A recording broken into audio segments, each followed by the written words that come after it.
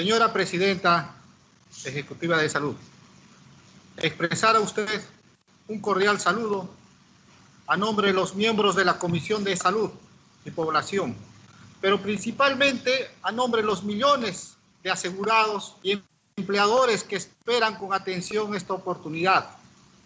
La seguridad social, tal como enuncia la Organización Internacional del Trabajo, es un instrumento fundamental para el progreso y el desarrollo de los pueblos.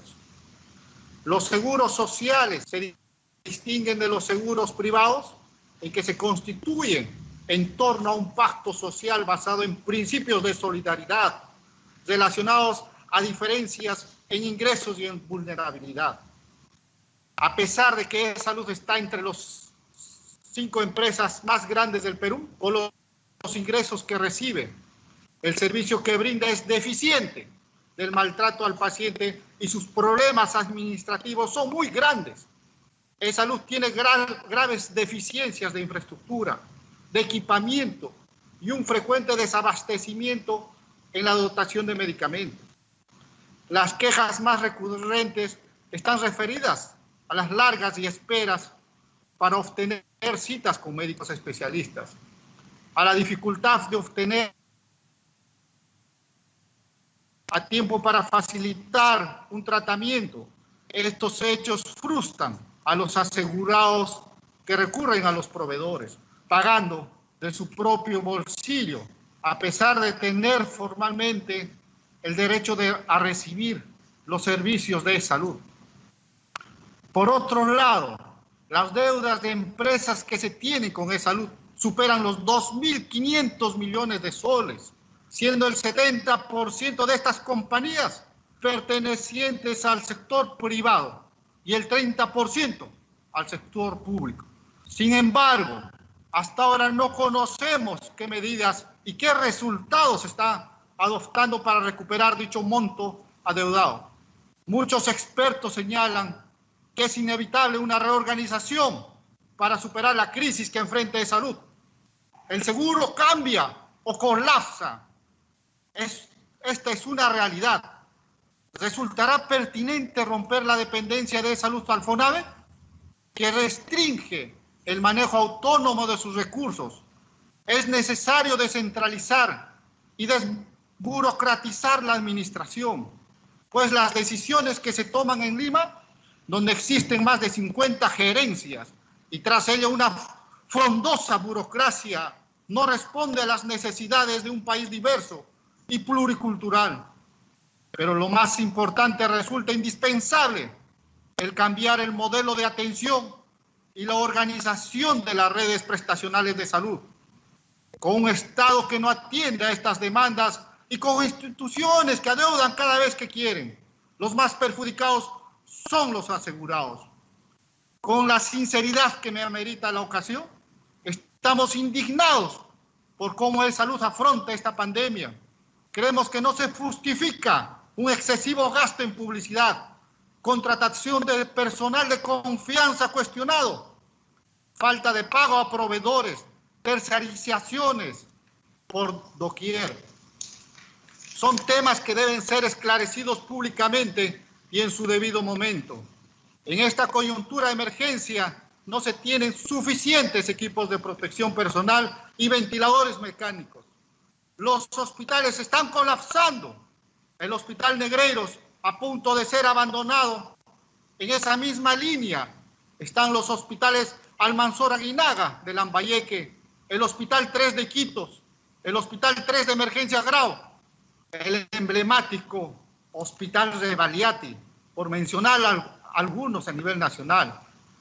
Ante esta situación, se hace necesario reconocer el ente rector en materia de salud, es el Ministerio de Salud, y que todas las acciones deben realizarse mediante el Comando de Operaciones COVID-19 con capacidad de decisión y en torno a una unidad de criterios que conlleve a una rendición de cuentas a través de la presidencia del Comando.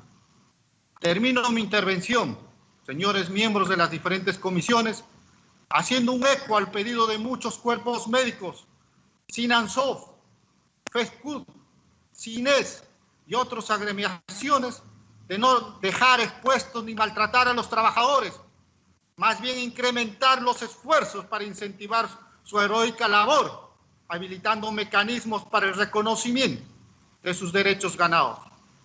La contratación de seguros de vida, la dotación y abastecimientos de equipos de protección personal, asegurando al 100% la vida de todos los trabajadores en general, revisando la asignación de infraestructuras para la atención de pacientes COVID-19, implementación de equipos biomédicos, etc. Los millones de asegurados, trabajadores y empleadores esperan de usted una sincera y decisiva respuesta. Quiero agradecer su gentil predisposición de atención a esta convocatoria, señora Fiorella Molinelli. Procederé a pasar un video y pedir a la mesa técnica que lo pase el video correspondiente. Gracias.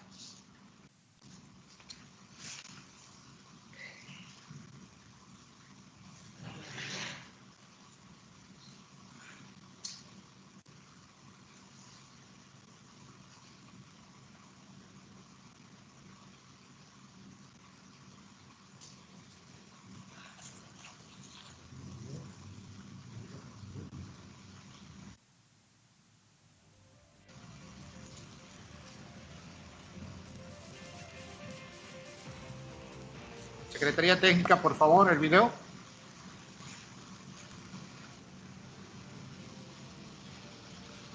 Del Hospital Vega, como podemos ver en imágenes, el personal médico de este nosocomio Chalaco se encuentra a las afueras, quienes reclaman justamente lo que es protección.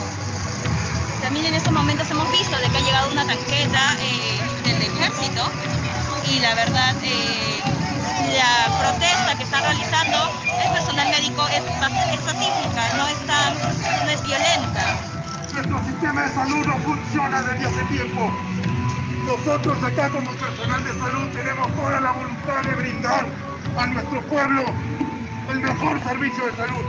Acá las enfermeras, nosotros los médicos, se esfuerzan día a día. ¡Dan la cara!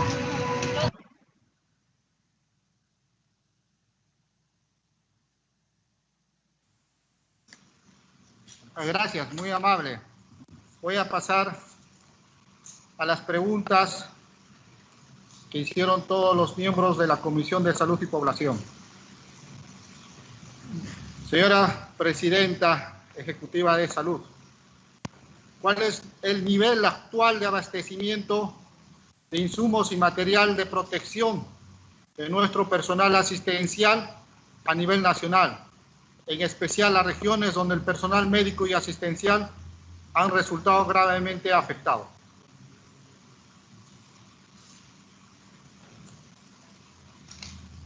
Algunas preguntas se repiten, como he señalado en la lámina presentada. Al día de hoy se ha repartido 450 toneladas de equipos de protección personal. Tenemos un almacén central con las compras que se han hecho al día de hoy. Tenemos suficiente recurso hasta los primeros días de junio. Sin embargo, creemos que sí puede existir algunas exigencias particulares respecto, por ejemplo, a los respiradores N95, que sabemos que son escasos no solamente en el Perú, sino en el mundo entero. Hay respiradores que han salido que cumplen con las características del FDA. Entiendo que puede haber alguna exigencia respecto a usar el N95. Sé que una de las mascarillas más solicitadas son las 3M, pero ustedes han escuchado lo que ha dicho el presidente Trump a la empresa 3M, ¿no? Respecto a que deben abocarse a vender a su país y no pueden vender al resto del mundo. Entonces, eso hay que hacer entender a la población, ¿no? No es un tema de que no podamos comprar o que no existe el presupuesto, sino que el mercado internacional está cerrado y lo poco que existe está, digamos, en un mercado donde se especula mucho, ¿no? Con precios onerosísimos y además en cantidades que no son suficientes. En ese sentido es muy importante la responsabilidad al momento de dar los mensajes a la población, porque nosotros quisiéramos darle lo mejor a nuestra población asistencial, pero eso hoy en día está en una situación de escasez, y lo han escuchado ustedes y el mundo entero cuando el presidente Trump lo ha dicho y lo ha señalado abiertamente. Por eso existen recursos alternativos que estamos tratando de conseguir, porque nuestro esfuerzo y nuestro desafío siempre es enorme y tenemos que seguir esforzándonos para poder darle a nuestro personal asistencial que está en la primera línea lo mejor. Coincido totalmente con lo que usted ha señalado respecto a que ha habido durante años un descuido respecto a la seguridad social. Y ahí cabe recordar que además de las deudas, a través de diferentes medidas legislativas, el Congreso también ha perforado con 3.600 millones a la seguridad social a través de leyes populistas que nos han quitado recursos y recortado recursos, no a nosotros, sino a los asegurados. Y eso está documentado, y es importante que exista esa reflexión dentro del propio legislativo para que eso no vuelva a suceder nunca más. Porque sabemos que cada recorte de recursos es una UCI menos, es una cama regular de hospital menos, es menos equipamiento, es menos medicina. Y eso, al momento de votar, todo se olvida. Entonces, es importante trabajar ese tema de conciencia, porque 3.600 dólares, 3.600 millones de soles no es poca cosa. Esa actitud hay que cambiarla en el legislativo también. Gracias, muy amable. Señora Presidenta, ¿cómo explica los exorbitantes gastos en reportajes a su gestión en salud, ascendente a casi $500,000 de soles? Frecuencia latina, 152.294.34 soles. Compañía Peruana de Radiodifusión, 217.400 soles. Y Andina de Televisión, ATV, 93.692 soles, sabiendo que este dinero pudo destinarse a la compra de pruebas moleculares, compra de equipos de protección personal o equipamiento médico. ¿Y cómo explica también la designación como gerente general de la institución a su cargo al señor Alfredo Roberto Barredo Moyano, quien a la fecha estaría siendo investigado y procesado por distintos ilícitos penales relacionados a actos de corrupción en perjuicio del Estado, como viene sucediendo en distintas regiones del país, como el caso de Apurímac?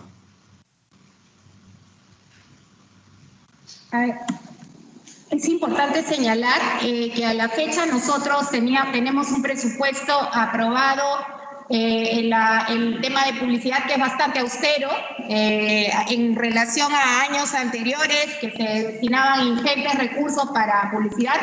Nuestro presupuesto es un presupuesto que ha sido programado básicamente para temas de sensibilización muy importantes para la población, y en donde ningún recurso se puede escatimar, porque básicamente son campañas para donación de órganos, donde una vida vale más que el presupuesto que usted ha señalado, tema de recuperación de deudas, para recuperar justamente deudas que no se han recuperado a lo largo de muchos años, y para informar a la población en tiempos de pandemia, que creo que es derecho de la población. Estamos haciendo esfuerzos conjuntos con todos los sectores sobre la importancia de quedarse en casa, mantener el distanciamiento social e informar sobre la reprogramación de citas para evitar que las personas vengan al hospital y hagan largas colas y se contagien.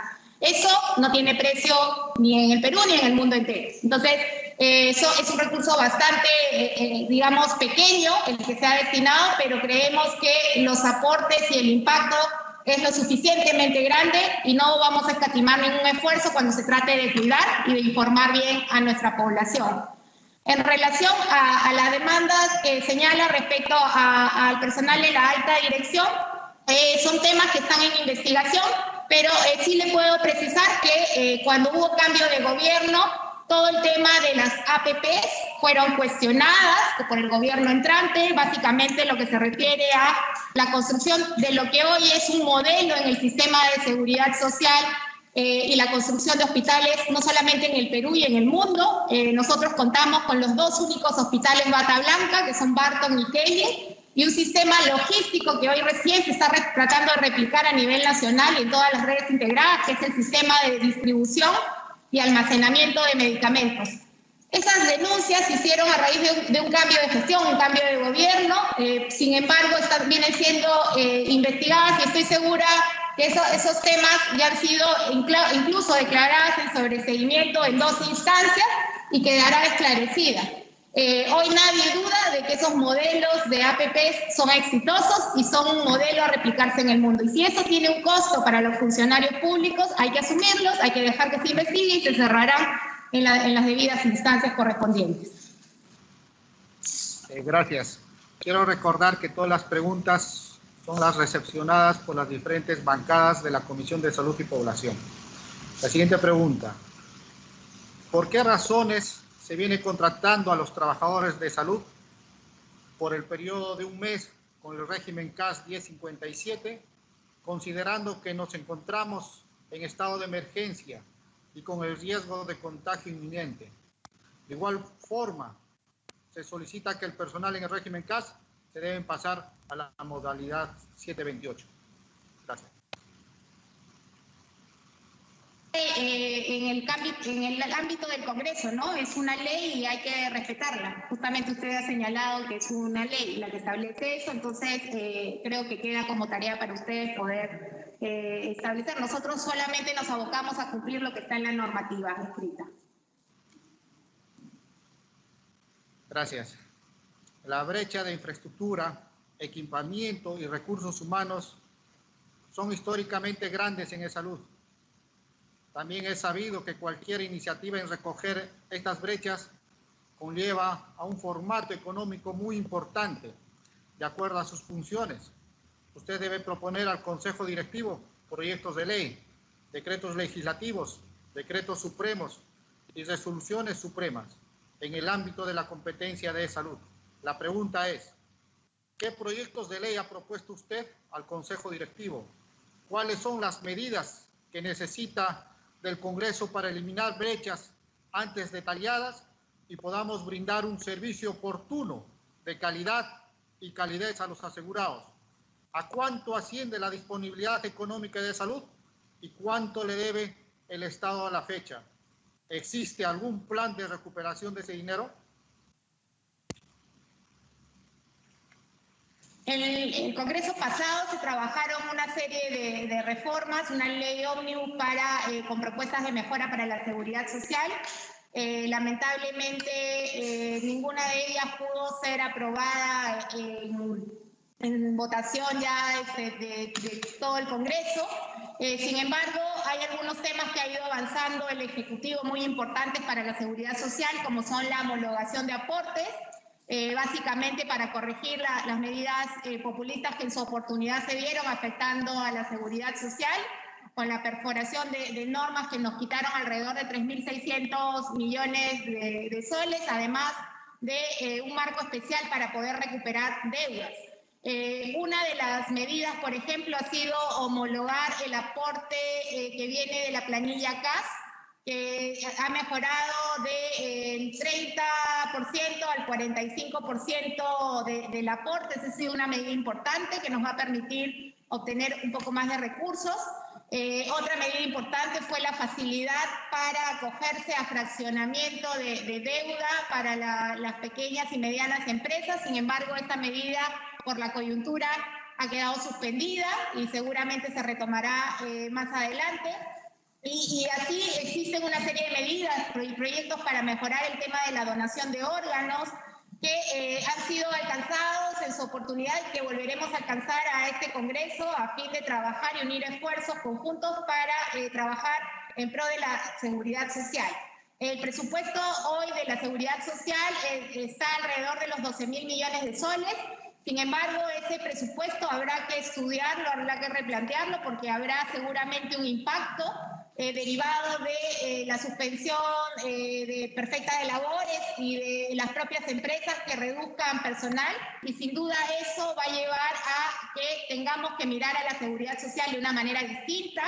Hemos estimado en primera instancia que tendremos un impacto de recorte de recursos alrededor del 25-30%.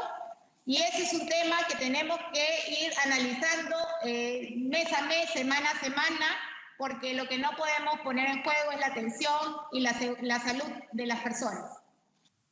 Gracias. Presidenta Ejecutiva de Salud, economista, señora Fiorella Molinelli.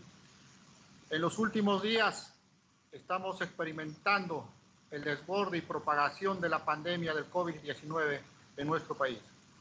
En lo que respecta a la ciudad de Lima, no se justifica el desorden que existe actualmente en el hospital más grande del Perú, el Hospital Nacional Edgardo Revaliati, pues los servicios de salud de emergencia no COVID-19, tanto general como ginecobstetricia, se están mezclando con los servicios de pacientes con COVID-19, no existiendo ningún criterio profesional que haya motivado dicha disposición. Asimismo, se evidencia la poca provisión de los equipos necesarios, equipos de protección personal, para los profesionales y trabajadores de la salud de los servicios con pacientes COVID-19. Presidenta, ¿podría explicarnos los motivos o criterios que se habrían considerado para remitir que los servicios no COVID-19 se mezclen con los servicios COVID-19 en el Hospital Nacional Edgardo Revaliati? Creo que ha sido mal informado porque es al revés. Más bien lo invito, si gusta, en algún momento a visitar. La emergencia de ginecobstetricia no ha sido tocada y por el contrario se nos ha cedido en uso una clínica de la Universidad San Martín de Porres de manera gratuita, en donde la clínica ya se encuentra operando y es una clínica que complementa de manera anexa el establecimiento Edgardo Revaliati. Es una bendición en estos tiempos el contar con infraestructura complementaria muy cerca del hospital para darle la mejor atención a nuestros pacientes. Así que queda usted invitado a visitar el establecimiento y ver que una de nuestras mayores preocupaciones siempre va a ser darle la mejor atención a nuestros pacientes a pesar de las limitaciones de recursos y las dificultades de los propios tiempos de pandemia. Repito, señora Presidenta de Salud, son las preguntas de los miembros titulares de la comisión, y hay que abstenerse de adjetivos. Desde la fecha de publicación del decreto de urgencia número 037-2019, 26/12/2019, hasta la fecha para acogerse a los beneficios de dicho decreto, ¿cuánto es lo efectivamente recuperado del sector privado? La pandemia, por favor. Sí, en el pago de deuda nos deben alrededor de 4.200 millones, 70%, como bien se señaló, es de deuda del sector privado, 30%, un poco menos de 30%, 28% es deuda del sector público. Básicamente nuestros principales deudores son gobiernos regionales, gobiernos locales, SUGENES. En el tema de la deuda privada, básicamente quienes nos deben son algunas grandes empresas, entre ellas azucareras, clubes deportivos y también medianas y pequeñas empresas, ¿no? Por eso la importancia de trabajar planes de sinceramiento de deuda con facilidades de pago para recuperar lo que se nos debe a lo largo de muchos años.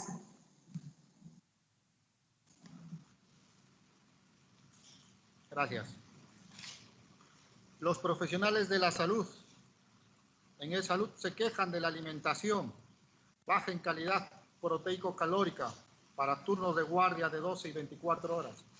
Además, la carencia de vestidores y baños decentes e inseguridad en los establecimientos del interior país. ¿Qué solución plantea frente al déficit de infraestructura hospitalaria y equipamiento básico? A ver, nosotros siempre estamos dispuestos a escuchar y a mejorar. Obviamente para nosotros ese es un esfuerzo que no tiene sentido escatimar, digamos, ni restringir. Nosotros confiamos mucho en lo que puedan recomendar nuestras nutricionistas, que son básicamente los que dirigen los planes de alimentación de los hospitales, pero si existiera alguna posibilidad de mejorarlo, incrementarlo o variarlo, siempre vamos a estar abiertos a hacerlo.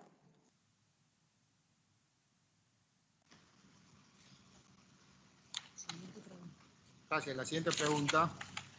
En cuanto a la intención de fortalecer la capacidad resolutiva de salud, usted estaría priorizando la contratación de servicios de terceros, entre estos, el de clínicas particulares con probables sobrecostos que menoscaben el interés económico de salud. ¿Cuál es el sustento técnico para adoptar esta medida? Pese a las recomendaciones de gremios y colegios profesionales, que esta no es la vía idónea para lograr los objetivos de modernización y fortalecimiento de salud. Lo único que al día de hoy se tiene con contratos tercerizados y que ya vienen de años atrás y que no se puede suspender porque sería dejar a la población desatendida son los establecimientos de primer nivel, algunos establecimientos donde se tienen contratos. Obviamente sería una mala medida anular esos contratos porque dejaríamos a muchas personas descubiertas de la atención en el primer nivel, sabiendo que la brecha de infraestructura al día de hoy es de 32.000 millones de soles, estando una parte importante en la brecha por cerrar en el primer nivel de atención. Eso sería una conducta irresponsable y populista. Sin embargo, no solamente tenemos contratos con establecimientos de primer nivel que ya datan de varios años atrás, sino también contratos para complementar la oferta de hemodiálisis.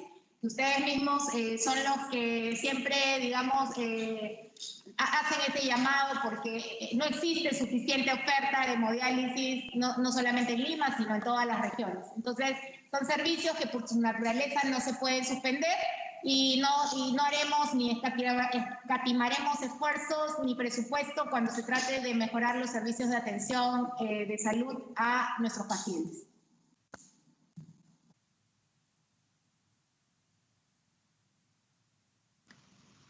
Gracias. Señora Presidenta Ejecutiva, ¿cree usted que en e-salud se ha privilegiado el área administrativa y gerencial en vez del crecimiento de lo asistencial? ¿Cuántos gerentes y personal administrativo tiene la institución en relación al asistencial?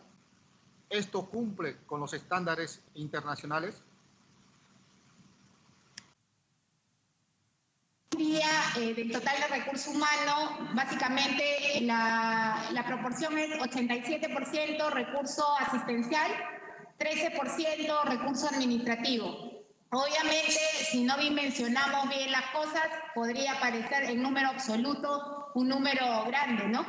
Pero hay que considerar que salud, como parte de su administración, maneja 406 establecimientos de salud. Y cada establecimiento de salud tiene que tener su propia estructura orgánica. Entonces, en la suma, pareciera bastante, pero en términos, digamos, si los vemos en términos relativos, no es suficiente, ¿no? Por eso las brechas que se han presentado, pero en cuanto a proporciones, estamos incluso por debajo de lo que mandan los estándares internacionales. Gracias, muy amable por las respuestas. Paso al doctor Edgar Alarcón, presidente de Fiscalización.